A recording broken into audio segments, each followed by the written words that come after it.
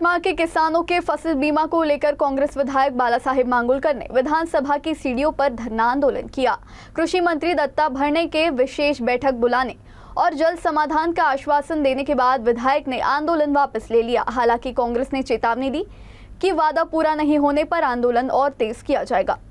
यवतमाळ जिले के किसानों को लंबे समय से फसल बीमा का लाभ नहीं मिलने के विरोध में कांग्रेस विधायक बालासाहेब मांगुलकर ने विधानसभा की सीढ़ियों पर धरना शुरू किया। उन्होंने सरकार पर किसानों की अनदेखी का आरोप लगाते हुए कहा कि जब तक किसानों को उनका हक नहीं मिलेगा तब तक आंदोलन जारी रहेगा। आंदोलन की गंभीरता को देखते हुए कृषि मंत्री दत्तात्रेय भरणे ने वीडियो कॉल के जरिए मांगुलकर से बातचीत की और फसल बीमा के मुद्दे पर जल्द विशेष बैठक बुलाकर सकारात्मक निर्णय लेने का भरोसा दिया। इसके अलावा उन्होंने कांग्रेस विधायक दल के नेता विजय वडेट्टीवार से भी चर्चा कर सरकार की ओर से आवश्यक कार्रवाई का आश्वासन दिया। कृषि मंत्री के आश्वासन और प्रशासन की ओर से मिले लिखित भरोसे के बाद विधायक बालासाहेब मांगुलकर ने अपना आंदोलन वापस ले लिया। हालांकि कांग्रेस ने साफ कर दिया है कि यदि किसानों का फसल बीमा जल्द मंजूर नहीं किया गया तो भविष्य में इस मुद्दे पर फिर से बड़ा आंदोलन किया जाएगा। विधानसभा में यवतमाळ के शिक्षकों की जीपीएफ रसीदों में कथित गड़बड़ी का मुद्दा गूंजा। मामले को लेकर पूर्व सांसद भावना गवली ने दोषी अधिकारियों और कर्मचारियों के निलंबन की मांग की है। वहीं शिक्षक संगठनों ने भी जल्द समाधान नहीं होने पर आंदोलन की चेतावनी दी है। प्रत्येक प्रश्नावर माझं म्हणणं एवढंच आहे की आदरणीय मंत्री महोदयांनी या ठिकाणी जे उत्तर दिलं की आम्ही चौकशी करू, माझं म्हणणं चौकशी नाही। ज्या लोकांनी 10 ते 12 वर्षापासून त्यांना जीपीएफच्या पावत्याच दिल्या नाही त्यांना तात्काळ या सभागृहामध्ये तुम्ही डिक्लेअर करा की सस्पेंड करतोय, नंतर एक चौकशी बनवा आणि त्या अनुषंगाने मग तुम्ही संपूर्ण राज्यभराचा सगळा आढावा घ्या, कारण प्रत्येक ठिकाणी हीच परिस्थिती आहे। पहिले आपण या ठिकाणी आम्हाला उत्तर द्यावं की त्यांना तात्काळ सस्पेंड करतोय। यवतमाळ मध्ये जे प्रकरण झालं त्या संबंधित अधिकाऱ्याला निलंबित करण्यात आले। प्रश्न क्रमांक 3 9338 सुधाकर आडबाले। यवतमाळ शहर में बढ़ती ट्रैफिक अव्यवस्था पर लगाम लगाने के लिए यातायात पुलिस ने विशेष अभियान शुरू किया है। शहर के प्रमुख चौक चौराहों पर नियम तोड़ने वाले वाहन चालकों के खिलाफ कार्रवाई की जा रही है। पिछले 2 दिनों से यातायात पुलिस दत्त चौक, आजाद मैदान चौक, पोस्ट ऑफिस चौक, बस स्टैंड परिसर और आर्नी नाका जैसे व्यस्त इलाकों में विशेष अभियान चला रही है। इस दौरान नो पार्किंग में वाहन खड़े करने, ट्रिपल सीट सफर करने, गलत दिशा में ओवरटेक करने और आवश्यक दस्तावेजों के बिना वाहन चलाने वाले चालकों के खिलाफ चालान की कार्रवाई की जा रही है। यातायात शाखा के पुलिस निरीक्षक ज्ञानोबा देवकते ने बताया कि शहर की यातायात व्यवस्था को सुचारू बनाने के लिए यह अभियान आगे भी लगातार जारी रहेगा। उन्होंने नागरिकों से ट्रैफिक नियमों का पालन करने और पुलिस का सहयोग करने की अपील की। इस कार्रवाई के बाद शहर के प्रमुख मार्गों पर यातायात जाम में कुछ कमी आई है और नागरिकों ने भी पुलिस की इस पहल का स्वागत किया है। यवतमाळ जिले के रायगांव तहसील के वड़की गांव में देर शाम एक हार्डवेयर दुकान में भीषण आग लगने से लाखों रुपए का नुकसान हो गया। शुरुआती जांच में आग लगने की वजह शॉर्ट सर्किट बताई जा रही है। आग इतनी भीषण थी कि कुछ ही देर में दुकान का पूरा सामान जलकर खाक हो गया। यह घटना वड़की पुलिस थाने के पास स्थित भारत हार्डवेयर दुकान में हुई। दुकान संचालक मयूर प्रहलाद होरे रोज की तरह दुकान बंद कर घर चले गए थे। रात करीब 8 बजे स्थानीय लोगों ने दुकान से धुआं निकलता देखा। कुछ ही देर में देखते ही देखते आग ने विकराल रूप धारण कर लिया और पूरी दुकान आग की चपेट में आ गई। दुकान में बड़ी मात्रा में हार्डवेयर का सामान होने के कारण आग तेजी से फैल गई। स्थानीय नागरिकों ने अपनी जान जोखिम में डाल आग बुझाने का प्रयास किया और घटना की जानकारी दमकल विभाग और दुकान मालिक को दी। घटना की सूचना मिलते ही दमकल विभाग और पुलिस की टीम मौके पर पहुंची। हालांकि तब तक दुकान में रखा अधिकांश सामान जलकर राख हो गया था। प्राथमिक जांच के अनुसार इस आग में करीब 10 से 12 लाख रुपए का नुकसान हुआ है। फिलहाल शॉर्ट सर्किट को आग लगने का संभावित कारण माना जा रहा है। नागरिकों ने प्रशासन से पीड़ित व्यापारी को आर्थिक सहायता देने की मांग की है। यवतमाळ जिले के झरी जमनी में छात्रवृत्ति और जवाहर नवोदय विद्यालय प्रवेश परीक्षा 2026 में सफलता हासिल करने वाले विद्यार्थियों और उनके अभिभावकों और शिक्षकों का सम्मान किया गया। जिला कलेक्टर विकास मीणा ने सभी सफल विद्यार्थियों को सम्मानित कर उनके उज्जवल भविष्य की शुभकामनाएं दी। नीति आयोग के आकांक्षी विकास खंड कार्यक्रम के तहत झरी जामनी पंचायत समिति सभागृह में सम्मान समारोह का आयोजन किया गया। इस अवसर पर छात्रवृत्ति परीक्षा और जवाहर नवोदय विद्यालय प्रवेश परीक्षा 2026 में सफल विद्यार्थियों, उनके अभिभावकों और मार्गदर्शक शिक्षकों को स्मृति चिन्ह और प्रशस्ति पत्र देकर सम्मानित किया गया। जिला कलेक्टर विकास मीणा ने विद्यार्थियों को कड़ी मेहनत, अनुशासन और निरंतर अध्ययन के साथ प्रतियोगी परीक्षाओं की तैयारी करने की सलाह दी।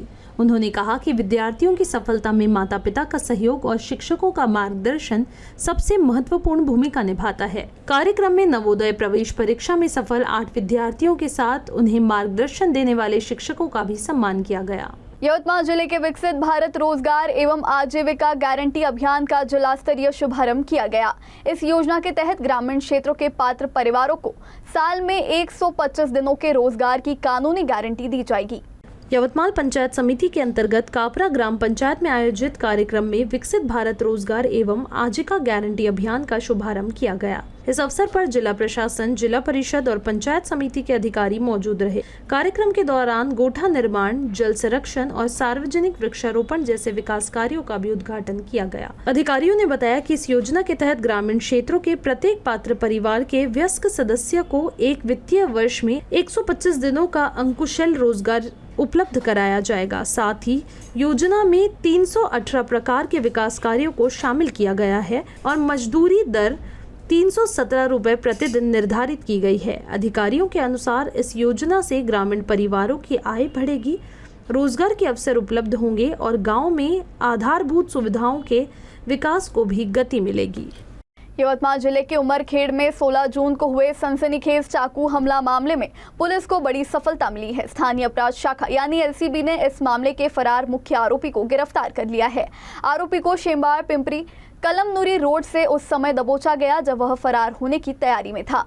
16 जून 2026 को उमरखेड़ के सीओ बंगले के पास फिरियादी रमेश गुलाब सिंह चौहान की मोटरसाइकिल रोककर उन पर चाकू और लोहे की रॉड से जानलेवा हमला किया गया था। इस मामले में उमरखेड़ पुलिस थाने ने भारतीय न्याय संहिता की विभिन्न धाराओं के तहत मामला दर्ज किया था। जांच के दौरान पुलिस ने कुल 5 आरोपियों की पहचान की थी। इनमें से 2 आरोपियों को पहले ही गिरफ्तार किया जा चुका था, जबकि मुख्य आरोपी परवेज उर्फ लाला खान सलीम खान फरार था। स्थानीय अपराध शाखा को गुप्त सूचना मिली कि आरोपी शेमबाड़ पिपली क्षेत्र में छिपा हुआ है और भागने की तैयारी में है। सूचना के आधार पर एलसीबी की टीम ने जाल बिछाकर आरोपी को गिरफ्तार कर लिया। मुख्य आरोपी की गिरफ्तारी के साथ ही इस मामले में अब तक 5 में से 3 आरोपी पुलिस की गिरफ्त में आ चुके हैं।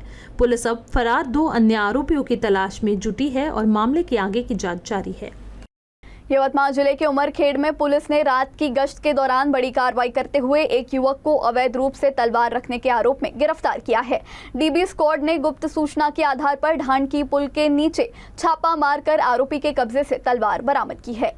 गिरफ्तार आरोपी की पहचान उमरखेड़ निवासी शेख जिब्राल शेख रहीम के रूप में हुई है। जानकारी के मुताबिक पुलिस उप निरीक्षक शरद लोहकरे और डीबी टीम रात में गश्त पर थे। इस दौरान गुप्त सूचना मिली कि ढानकी रोड स्थित ढानकी पुल के नीचे एक युवक धारदार हथियार लेकर खड़ा है। सूचना मिलते ही पुलिस की टीम मौके पर पहुंची और जाल बिछाकर आरोपी को हिरासत में ले लिया। तलाशी के दौरान आरोपी के कब्जे से लोहे की तलवार बरामद की गई, जिसकी कीमत करीब 500 रुपए बताई जा रही है। इस मामले में उमरखेड़ पुलिस थाने में आर्म्स एक्ट के तहत मामला दर्ज कर लिया गया है और आगे की जाँच जारी है। यवतमाल जिले के रालेगांव तहसील में खैरी से चिचमंडल मार्ग की बदहाल सड़क अब हादसों को खुला न्योता दे रही है। पुलों पर बने गहरे गड्ढों में बारिश का पानी भर जाने से वाहन चालकों की जान जोखिम में पड़ गई है। हाल ही में एक बाइक सवार अपने परिवार के साथ इन गड्ढों की वजह से हादसे का शिकार होते होते बच गया। रालेगांव तहसील के खैरी चिंचमंडल मार्ग पर बने पुल की हालत बेहद खराब हो चुकी है। पुल पर पहले ही बड़े बड़े गड्ढे हैं, जिसके कारण बारिश का पानी इन गड्ढों में भर जाता है और वाहन चालकों को परेशानियों का सामना करना पड़ता है। ऐसे में दुपहिया और 4 पहिया वाहन अचानक गड्ढों में फंस जाते हैं, जिससे दुर्घटनाओं का खतरा भी लगातार बढ़ रहा है। इस मार्ग पर एक बाइक सवार अपने परिवार के साथ सफर कर रहा था। बाइक पर 2 छोटे बच्चे भी सवार थे। पुल पर पानी से भरे गड्ढे में बाइक का पहिया फंस गया और परिवार बाल बाल बच गया। हालांकि इस घटना में कोई जनहानि नहीं हुई, लेकिन इसने सड़क की बदहाली और प्रशासन की लापरवाही पर स्थानीय लोगों का आरोप है कि बारिश शुरू होने से पहले सड़क और पुलों की मरम्मत की जानी चाहिए थी, लेकिन संबंधित विभाग ने इस ओर कोई ध्यान नहीं दिया। लोगों का कहना है कि सड़क मरम्मत पर लाखों रुपए खर्च किए जाते हैं, फिर भी सड़कों की ऐसी हालत चिंता का विषय है। ग्रामीणों और वाहन चालकों ने प्रशासन से मांग की कि पुल पर बने गड्ढों को तत्काल भरा जाए, पानी निकासी की उचित व्यवस्था की जाए और किसी बड़े हादसे से पहले सड़क की मरम्मत कर यात्रियों की सुरक्षा सुनिश्चित की जाए। यवतमाल शहर की कृषि नगर स्थित ओम कॉलोनी में ड्रेनेज लाइन बिछाने के बाद सड़क की मरम्मत नहीं किए जाने से लोगों की परेशानी बढ़ गई है। लगातार हो रही बारिश के कारण पूरी कॉलोनी की सड़कें कीचड़ में तब्दील हो गई है। स्थानीय लोगों का आरोप है कि कई शिकायतों के बावजूद नगर परिषद ने अब तक कोई कार्रवाई नहीं की है। यवतमाल के कृषि नगर स्थित ओम कॉलोनी में करीब 1 महीने पहले ड्रेनेज लाइन डालने का काम किया गया था, लेकिन काम पूरा होने के बाद सड़क की मरम्मत नहीं की गई। लगातार बारिश के चलते पूरी कॉलोनी की सड़कें कीचड़ से भर गई है, जिससे लोगों का पैदल चलना भी मुश्किल हो गया है। कीचड़ के कारण स्कूली बच्चों और अन्य लोगों को रोजाना आवाजाही के लिए परेशानियों का सामना करना पड़ रहा है। कीचड़ की फिसलन की वजह से दुपहिया वाहन चालक गिरकर घायल हो रहे हैं। वहीं ऑटो रिक्शा और अन्य वाहन चालक भी कॉलोनी के अंदर आने से बच रहे हैं, जिससे स्थानीय नागरिकों की मुश्किलें और बढ़ गई है। स्थानीय लोगों का कहना है कि उन्होंने इस संबंध में नगर परिषद के निर्माण विभाग और मुख्य अधिकारी से कई बार शिकायत की, लेकिन अब तक कोई ठोस कदम नहीं उठाया गया। नागरिकों की मांग है कि कॉलोनी की सड़कों से तत्काल कीचड़ हटाकर अस्थायी मरम्मत की जाए और सड़क को आवागमन योग्य बनाया जाए। की मोठ्या प्रमाणात मध्यवर्ती बँक आहे, मध्यवर्ती बँकेच्या मागच्या साईडला मोठ्या प्रमाणात इथे या ठिकाणी गाटा साचलेला आहे, पाणी साचलेलं आहे। 2 वर्षापासून नगरपालिकेचा भोंगळा कारभार आम्ही बघतोय। 2 वर्षापासून इथं अंडरग्राऊंडचे त्यांनी पाईप टाकलेले आहे, ड्रेनाईटचे पाईप टाकले, पण ड्रेनाईटचे पाईप टाकल्याच्या नंतर त्यांनी उचल केली, पण नंतर ते रस्त्याचं काम व्यवस्थित केलेलं नाही, तसंच ठेवलेलं आहे। या ठिकाणच्या काल ज्या 2-4 मुली पडल्या होत्या त्यांना उचलण्यासाठी आमचे आजूबाजूचे परिसरातले मुलं गेले आणि त्या मुलींना उचललं। एक लक्षात ठेवा, असा जर भोंगळा कारभार या 29 प्रभागमध्ये होत असेल तर प्रशासकीय यंत्रणा नगरपालिकेची झोपली आहे का, असा माझा सवाल नगरपालिकेच्या प्रशासकीय यंत्रणेला आहे का। तुम्ही जागे व्हा, झोपला असेल तर जागे व्हा। प्रत्येक ठिकाणी पाणी साचलेलं आहे। एवढ्या 4-5 दिवसात जर पाणी साचलेलं असेल तर 4 महिन्याचा पाऊस आहे। 4 महिन्यात यवतमाळ शहरातील लोक वाहून जाण्याची शक्यता आहे। म्हणून झोपलेले नगरपालिकेचे प्रशासकीय अधिकारी, नगरपालिकेच्या अध्यक्ष मॅडम, आपण अध्यक्ष आहात, एक सुशिक्षित महिला आहात, आपणास नम्र विनंती की आपण थोडासा फेरफटका गावामध्ये मारा की मोठ्या प्रमाणात नाल्या साचलेल्या आहे, नाल्याचं पाणी नाही काढलेलं आहे। त्याच्यानंतर रस्त्यावरून मुली जाताना, शाळकरी मुली जाताना पडतात।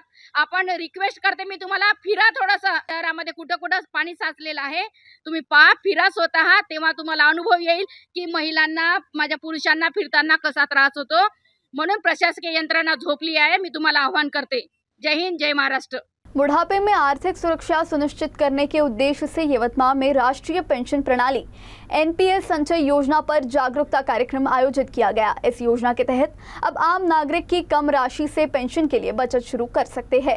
पेंशन निधि विनियामक एवं विकास प्राधिकरण यानी PFRDA की ओर से आयोजित कार्यक्रम में किसानों, खेत मजदूरों, दिहाड़ी श्रमिकों, छोटे व्यापारियों और निजी क्षेत्रों के कर्मचारियों को NPS संचय योजना की जानकारी दी गई। अधिकारियों ने बताया कि इस योजना के तहत सिर्फ 250 रुपए से खाता खोला जा सकता है। योजना में नियमित निवेश, चक्रवृद्धि ब्याज का लाभ, PRAN नंबर और जरूरत पड़ने पर आंशिक निकासी जैसी सुविधाएं उपलब्ध है। 18 से 65 वर्ष आयु वर्ग के नागरिक आधार कार्ड और बैंक पासबुक के जरिए आसानी से इसमें शामिल हो सकते हैं। नमस्कार, माझं नाव रोशनी शिरवाते, मी दारवा CFL सेंटरमधून आलेली आहे, क्रिसिल फाउंडेशनमधून।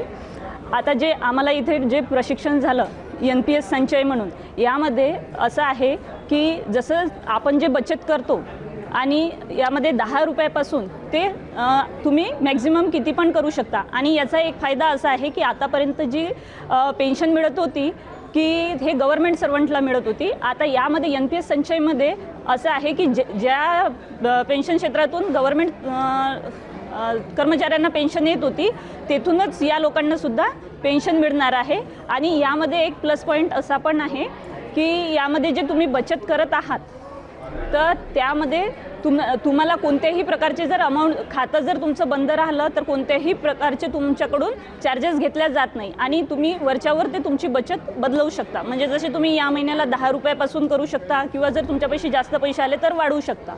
आणि त्यामध्ये एक असा एक पिरियड आहे की 3 वर्षापर्यंत तुम्हाला ते ठेवायचं आहे आणि त्याचनुसार जे आपण जे बचत करत आहोत तर याचं निश्चितच आपल्याला भविष्यात चांगलं फळ मिळणार आहे। आणि माझं तरी सगळ्या नागरिकांना असं एक आवाहन आहे आणि महिलांना सुद्धा हे आवाहन आहे की तुम्ही जर ही बचत केली तर ही निश्चितच आपल्याला पेन्शन स्वरूपात आपल्याला चांगले रिटर्न देऊ शकते। मेरा नाम रघुवीर सिंह चारण है। मैं PFRDA दिल्ली से आया हूँ। यहाँ पे हम NPS संचय का आउटरीच प्रोग्राम कर रहे हैं यवतमाल में। NPS संचय क्या है? NPS संचय एक पेंशन स्कीम है। इसमें कोई भी अनऑर्गेनाइज सेक्टर के जो भी जुड़े हुए हैं, किसान, श्रमिक और जो भी FPOs के मेंबर है, वो इसमें अपना अकाउंट ओपन कर सकते हैं। इसमें 18 से लेके 85, 18 से लेके 85 के बीच में कोई भी जिसकी एज है वो अपना अकाउंट ओपन कर सकते हैं। फर्स्ट अकाउंट सिर्फ 250 रुपये से ओपन कर सकते हैं और उसके बाद में वो 10 रुपये से भी कंट्रीब्यूशन कर सकते हैं। वो चाहे जितना कंट्रीब्यूशन कर सकते हैं, पर मिनिमम 10 रुपये से भी कर सकते हैं। तो ये बहुत ही सरल स्कीम है और ये बहुत ही फ्लेक्सिबल है। इसमें इन्वेस्टमेंट काफ़ी फ्लेक्सिबल है और इसमें जो इन्वेस्टमेंट होगा वो जहाँ पे केंद्र और राज्य सरकार के जो कर्मचारी है उनके जो पेंशन मिल रही है NPS की, वहाँ उनका जो पैसा या इन्वेस्ट है वहीं इसमें इन्वेस्ट होगा। तो मैं आप सबसे रिक्वेस्ट करता हूँ कि NPS में आप अकाउंट ओपन कीजिए। और आप कहाँ अकाउंट ओपन कर सकते हैं? तो जहाँ बैंक है या CSC के VLEs है या ऑनलाईन भी आप अकाउंट ओपन कर सकते हैं। आणि जे फार्मर्स वगैरे आहे, FPO कंपनीचे आहे, या सर्व लोकांसाठी एक पेन्शन योजना घेऊन आलेली आहे, न्यू पेन्शन योजना। या योजनेमध्ये आपण कमीत कमी 250 रुपयापासून आपण खातं उघडू शकतो आणि दर महिन्याला आपण कमीत कमी 10 रुपये तरी कमीत कमी आपण हे करू शकतो। कमीत कमी 10 रुपये आपण बचत करू शकतो त्याच्यामध्ये आणि मॅक्झिममची त्याच्यामध्ये काहीच सीमा नाही आहे। आणि याचा फायदा असा आहे की आपल्या भविष्याची तरतूद करायसाठी जेव्हा आपण रिटायरमेंटच्या एजला येतो त्यावेळेस भविष्याची तरतूद आपल्याला कुणाला भरोशावर राहायचं नाही, कुणावर अवलंबून राहणार नाही। ते आपण स्वतःचा फंड आपण तयार करू शकतो या माध्यमातून आणि सुरक्षित आपण जीवन आपण स्वावलंबीपणाने आपण स्वाभिमानाने जगू शकतो। तर माझं एवढंच सगळ्यांना आव्हान आहे की आपण या NPS योजनेचा लाभ घ्यायचा आणि आपल्या निवृत्ती काळानंतर वृद्धापकाळामध्ये आपला चांगला पेन्शन घेऊन आपलं सन्मानाने जीवन जगायचं। मला सगळ्यांना आव्हान आहे की आपण सर्वांनी ही NPS योजनेचा लाभ घ्यावा आणि प्रत्येकाने आपलं अकाउंट काढायचं आणि खाते उघडून आपलं सन्मानाने जगणे। काय नाव सर तुमचं? मी ज्ञानेश्वर देवराव टापरे, मी जिल्हा अग्रणी प्रबंधक आहे इथे यवतमाळ जिल्ह्यामध्ये। खबरों का सिलसिला यूं ही जारी रहेगा। आप देखते रहिए UCN न्यूज़।